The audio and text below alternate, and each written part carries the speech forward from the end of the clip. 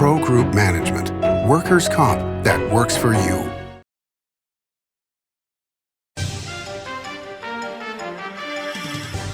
Welcome to Nevada Newsmakers. On the broadcast today, Virginia Valentine joins us. She's the president and CEO of the Nevada Resort Association, here for the whole show on an all-new Nevada Newsmakers. Big R in Sparks is located on Bering Boulevard next to Smith's and across from Reed High School. It's a 50,000 square foot hardware store and a whole lot more. It's your spring headquarters with lawn and garden supplies, power equipment, and outdoor living. Big R on Bering Boulevard in Sparks next to Smith's and across from Reed High School. Big R, hardware and a whole lot more. Carson Valley Inn, it's your place for the good times. Carson Valley Inn.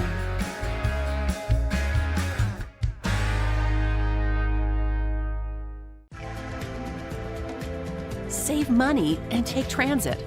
Did you know you can ride the bus all day for less than what it would cost you for a gallon of gas? Plan your trip now by going to rtcwashoe.com. The Nevada Builders Alliance has been protecting the interests of the construction industry for over 50 years. Our programs save members thousands of dollars every year and allow them to provide much-needed benefits to their employees. Our industry also allows Nevada to grow. If you're thinking about a career in the construction industry, reach out. And if you haven't thought of a career in construction, what are you waiting for? We are the Nevada Builders Alliance. This is Nevada Newsmakers with host Sam Shad, a no-holds-barred political forum. Now, from the Nevada Newsmakers broadcast headquarters, here is Sam Shad. And back on Nevada Newsmakers, coming to you from the Ahern Hotel in Las Vegas. We are delighted to welcome back to the program Virginia Valentine. She is the president and CEO of the Nevada Resort Association. Great to have you back. Thank you. It's nice to be here, Sam. And you're not in Carson City. I'm not in Carson City. That's a good thing. We are taping this on the morning of the 15th of June so that people have an idea of the time frame here. So yesterday the Assembly passed the A's bill. And so it looks like this is going to happen. I can't imagine for 1 second the governor's not going to sign it. Right. I think the governor still has to sign it, as you say, and then it's up to the A's to perform and to, bring it home. It seems like this is going to be an extraordinary event. And you know what's kind of funny? When you read the national press, they so don't get Las Vegas still. They don't understand what this town can do. Well, I think that's right. And a lot of the criticism you saw is how this deal would not work in another town, but we're not another town. We're a tourism town. 34% of the state general fund comes from gaming and tourism. So anything you do for tourism eventually is beneficial to the state. But I think you did see a lot of people saying, well, how does this make sense there? Well, it probably doesn't make sense in a town where you don't have 40 million visitors a year. Yeah, and the location is possibly the prime location in town. The renderings that have been shown so far just look stunning. So that intersection is probably the busiest intersection in the state. It is, on the way to the airport. It's at the corner of, what were four major properties, and of course now there'll be redevelopment of the rest of that site. I think which will also bring additional economic benefits over what's there now.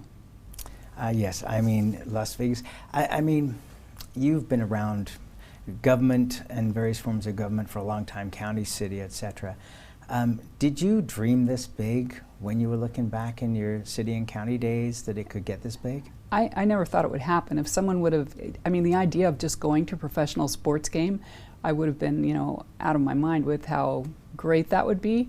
They have the opportunity to have so many professional sports teams in town. No, and never thought it would happen. And along the way, when I worked at the city of Las Vegas with Oscar Goodman, Oscar really wanted professional sports, and people would say, "Oh, you'll never have professional sports. There's gambling. David Stern didn't like it. It's too hot for baseball. It's too hot for football. People won't come for it. We're a three-shift town. It'll never work for the locals, and we don't have a big enough media market."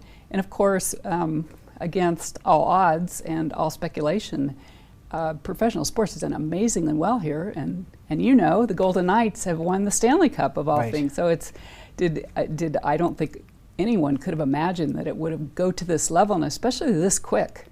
Were you at the stadium for the Golden Knights game? I was not there. But you didn't really have to be, did you? Because No, I mean, the whole town just went completely insane in a good way. I don't think there was a venue in town where you didn't have a group of people wearing Golden Knight shirts and celebrating. So, I mean, there's a lot of ownership here of the locals and the team. So they've been really good community partners, the Golden Knights have. Well, and their timing, they didn't know it, but their timing for October 1, where they really brought the community together in a way that I don't think anybody could have imagined, was remarkable, and I think that has carried them all the way through. It was kind of a strange bonding moment. It was something that you could be happy about at the same time that people were still mourning and getting over the shock of October 1st. So it was kind of their moment of bonding with the community, and they did an amazing job of reaching out, I think both in their philanthropy and in their recognition and their honoring of the survivors. They were really amazing. And the community has given it right back. You know what was fun was my director and I were driving down the I-15 after the game, and every single hotel, casino, every property all the way down the strip was, and including the Raiders Stadium with Allegiant, all proclaiming love for the Golden Knights and their success. It's impressive when they do an activation like that and you see it on all the marquees, but it gives you an idea of what that team means to Las Vegas. Indeed. Let's take a break. We'll come back. I have lots of issues for you. Okay. We'll be right back. What do you count on? You count on your power every day. At NV Energy, we've always powered what's important to you, but we're not looking at the past. We're focused on the future. While our standards are high, our rates will remain low. And our commitment to renewables isn't just meeting standards, but leading the way. Because you can count on more than just your power. You can count on the company who brings it to you. That's our promise. You can count on it. Early in the morning or throughout the night, professional truck drivers are on the job, serving you, safely moving freight that's crucial to our economy. From the oldest industries to our newest innovators, from the exotic to the everyday, trucks are everywhere, moving everything. Never afraid to embrace a future that makes Nevada and our nation stronger. Trucking moves America forward. Pro Group Management is the place where companies can find workers' comp solutions that are designed to meet their specific business requirements. As regulations evolve, Pro Group takes a proactive approach to clear the path to make sure your business stays ahead of the curve. Knowing your workers' comp program is optimized, you can focus on other important matters related to your growing business. Pro Group Management, workers' comp that works for you. Remember 2010 in Northern Nevada, 13 to 14% unemployment, thousands of homes in foreclosure, Nevada's casinos closing? Families in the Reno-Sparks area were hurting. Many were losing everything. Then Story County launched a game changer for our region, a public-private industrial partnership, streamlined permitting, slashed bureaucracy, attracting Fortune 500 companies that made Nevada their home. Story County generated a river of cash to area communities. Economic studies by the state and others for the Gigafactory consistently show positive economic benefits for our region. $4 billion in local wages, $17 billion in consumer spending and economic activity, over $100 million in taxes to Washoe, Story, Reno, Sparks, and Nevada, just for the Gigafactory alone. Story County, improving Northern Nevada one industry at a time.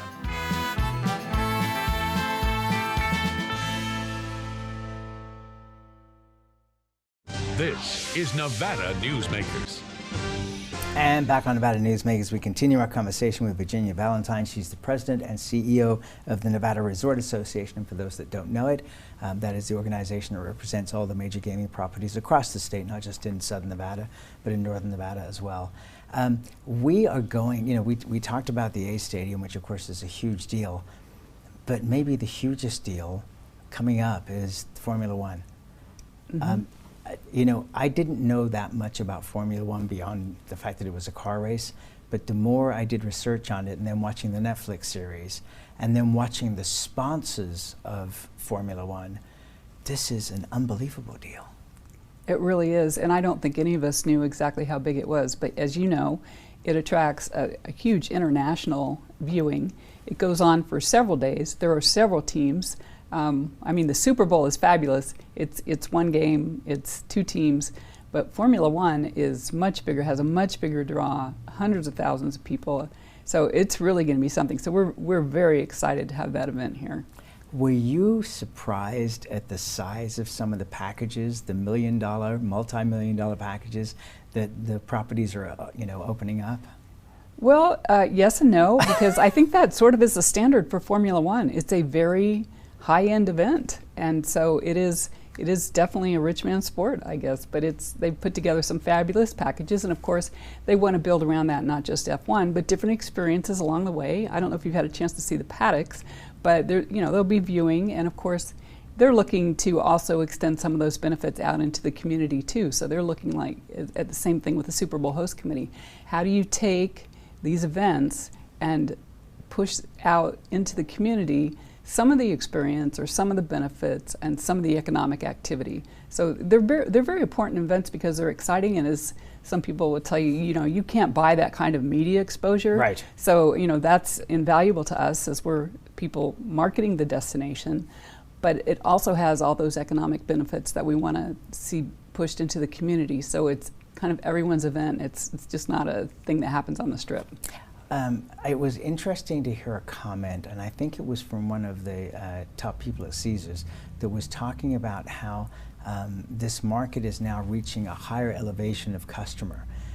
Because let's face it, I mean, these prices, a lot of people can't afford that are the general public. Do you see a big change in the market offerings, and is it going to be where the locals properties are going to benefit because they'll be the ones that will be more affordable rather than the bigger properties? Well, they say a rising tide lifts all ships, and I recall the comment that you're speaking about on I think it was one on the quarterly earnings call. It was talking about how we're getting more, high-end visitors. They want to stay longer, spend more, have bigger experiences, and I think that sort of brings everyone up. That also means that the standard has to come up, and I do think that's a benefit also to the local properties or the smaller properties. So that was one CEO, but not. We have a lot of properties that are not multi-resorts, and as you mentioned, we have properties all across the state. We have properties that are single resort properties, and we have properties that have 10 or 11 resorts. So I think for those that are the sort of standalone resorts, it gives them an opportunity, I think, to market to a niche, and so I think it's sort of good for everyone. It sort of diversifies the portfolio in the scheme of things. What's interesting is, as we are booming, I mean, the A Stadium coming in a couple of years, Formula One here now, likely to be here for 10 years at least, which means to me probably permanent, like the NFR finals, and the Super Bowl, and what we've seen from Allegiant Stadium. I mean, it just is going on and on and on. It's like, I mean, who could have imagined this? Yeah, and it makes you wonder what's next, but I think that's a good point. You mentioned about F1, I meant to say that because it is a this investment in this event is a multi-year return too, because they'll be back. And again, it shows the world Las Vegas when you have an F1 audience watching. We have not seen we've seen some conventions come back, not as big as they were, but growing obviously, and we're going to see that come back. International travel will be boosted by Formula One, but we haven't really seen that come back as strongly, except perhaps from Canada at this point. But we're already booming, and these things are still to come. Yeah, and I think that's a good point. As you correctly know, international travel's not all the way back.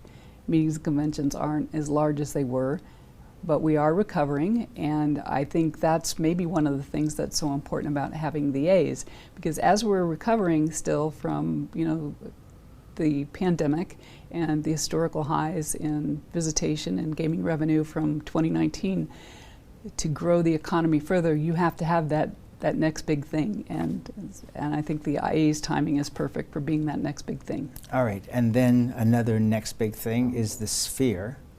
Which is huge. I mean, literally and figuratively, the Sphere is huge. And then you've got another stadium potentially on the books coming down to Warm Springs. Right, and that project, I believe that Mark Bedane is involved in, and it's near the Brightline train. So there's still a lot of really exciting projects out there, and there's still a lot of potential, I think, to diversify that sports portfolio here. Oh yes, I mean, which sport are we not going to get? Let's take another break. We'll come right back. More with Virginia Valentine after this timeout. As you know, Reno is booming. Toll's development company is helping it grow with insightful design and development, building community with every project, adding beauty, adding excitement, emphasizing our shared humanity. Reno is becoming bigger. Toll's development is helping it become better, more livable, more enjoyable. To learn more, go to tollsdevelopment.com. tollsdevelopment.com. Hi, I'm Renee Summerauer, digital news anchor here at 7 at 7. Watch our streaming nonstop newscast immediately with your mobile phone. 7 at 7 is the new way for you to get every bit of local news you need in just 7 minutes. Breaking news, local neighborhood news, weather, and sports are just a click away. Reporters bring you all of what's happening in the Valley. From Roku, Amazon Fire, Apple TV, YouTube, and more. Get every bit of local news you need from the RJ and LVRJ.com. For 50 years, Nevada Heating has been keeping people comfortable in their homes. At Nevada Heating, call the Do It Right guys and get the air conditioning back on today. That's the Nevada Heating way. Why sweat for days on end when Nevada Heating can get your air conditioning fixed today? Call us today and we'll fix it today at 323-5585 or schedule us on our website at nevadaheating.com. This is Nevada Newsmakers. And back on Nevada Newsmakers, we continue our conversation with Virginia Valentine. She's the president and CEO of the Nevada Resort Association. And just for the point of time, we want to mention that we're taping this on the morning of the 15th of June. The lottery, boom. It's never going to happen, is it? Well, I don't know. As you know, it passed AJR 5, which would repeal the constitutional prohibition on lotteries, and so it has to be passed a second time by the legislature before it can go to the ballot.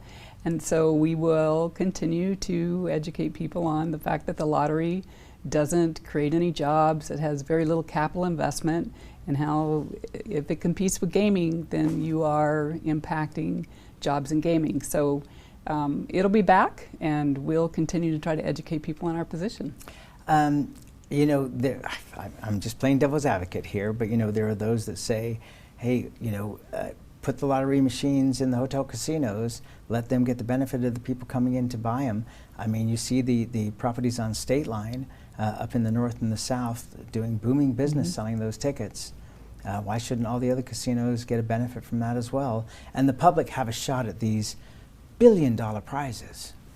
You know, and maybe they will. I would say, you know, I'm not going to get into the economic perils maybe of lotteries. We'll leave that for someone else. But I don't, one of the things about this lottery is it's a real simple resolution, because I suppose the single subject rule and other matters, but we're not right now talking about where there's going to be a lottery, just that there's going to be a state lottery. So we don't know how it's going to operate, who it's going to operate, how much it's going to cost, how much revenue it's going to generate, or what's going to happen to those funds. So, you know, in other states, sometimes those monies have been pledged to certain things, and then there's a lot of supplanting that goes on, and whether or not that money actually winds up for the purpose that the proponents intended is, you know, it's something that's not guaranteed. So I don't think there's enough information right now to say what it would look like in terms of gaming licensees selling tickets.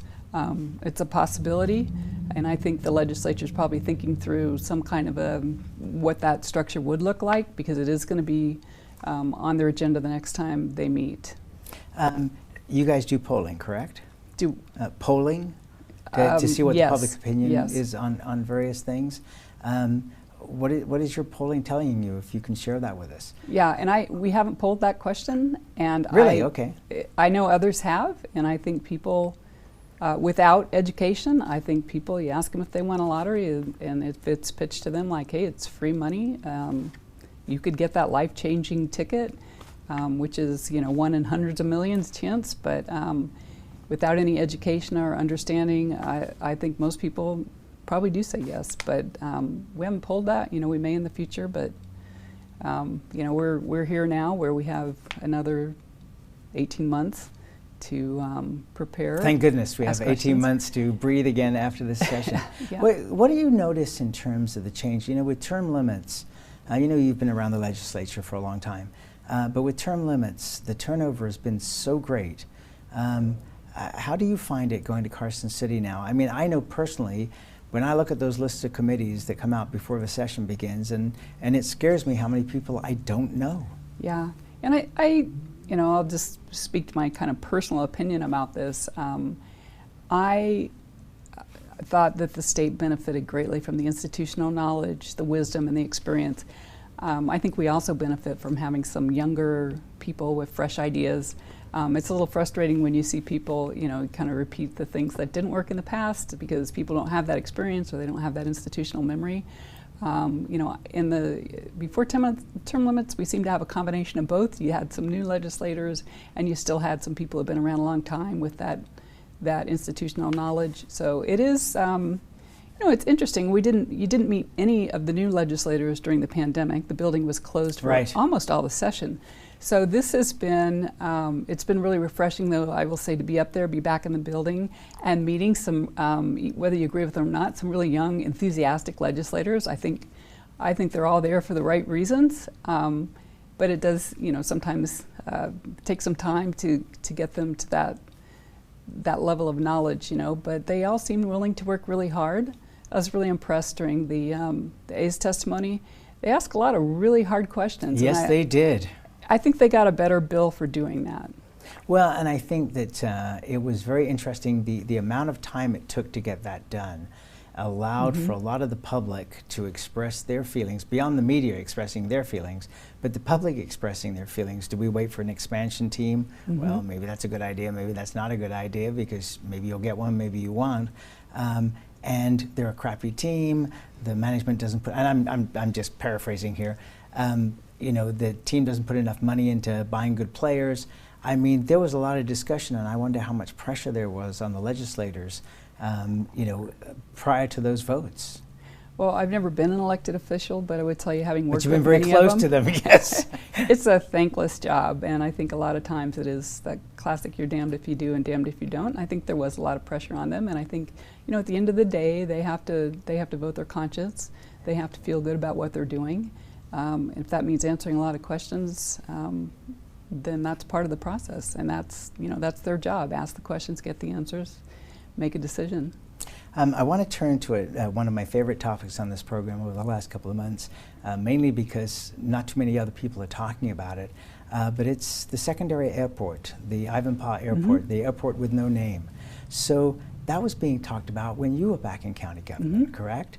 And in fact, I was talking to Shelley Berkeley the other day, the former congresswoman. She said she actually put the bill up that started that whole process when she was in Congress. This is a huge project. Jim Gibson, the chair of the county commission, said on this program about a week and a half ago that the 2019 numbers for that put the cost of the airport at $12 billion. And for comparison's sake, Hoover Dam cost less than $1 billion, about $750 million in today's money. This is a huge deal. It's a huge deal, and we need it. And of course we need it. Yeah, and the legislature did take some action to allow the county to keep a township around the airport, which is really important for the planning and preserving of the lands around it. You might recall, Sam, when a lot of the buildings, the homes that were located near McCarran had to be moved because of the high noise and other impacts. So it's a long lead time project. If they're going, you know, you had Shelley mentioned, you know, the whole process of getting the public land for it, and then you've got, you know, all the environmental work that has to go on, all the infrastructure. And so I think, you know, the county, it's a really good message that they've created this township, and they're going to start working now, not after the airport is built, to start looking at what the surrounding land uses should be, so they can really preserve and protect that airport. Well, preserve and protect the airport, but I mean, I'm looking at it from an economic development standpoint, And it seems to me that you're going to need everything. You're going to need housing, you're going to need hotels, you're going to need roads, you're going to need, I mean, originally, going way back, they were talking about light rail between Ivanpah and Las Vegas.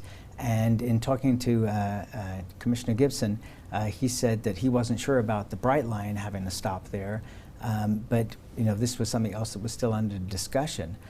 But I mean, this is huge. It's not a little deal. It is, and the commissioners know, of course, a lot more about it than I do. But not all of them. Well, in terms of supporting the tourism industry, you know, it's a high priority for us. We testified in support of the bill, right? And you know, we'll continue to be very interested. But there will be a lot of activity. You know, it's going to require a lot of funding, but it's also going to create a lot of economic activity. So it's a huge process. You know, I'm sure some of the current county commissioners, you know, may not be in office to see it because it's a very long-range plan. But I think it's very important that they're starting this now. So we're almost out of time. Actually, we are out of time, but I'm going to ask you this question anyway.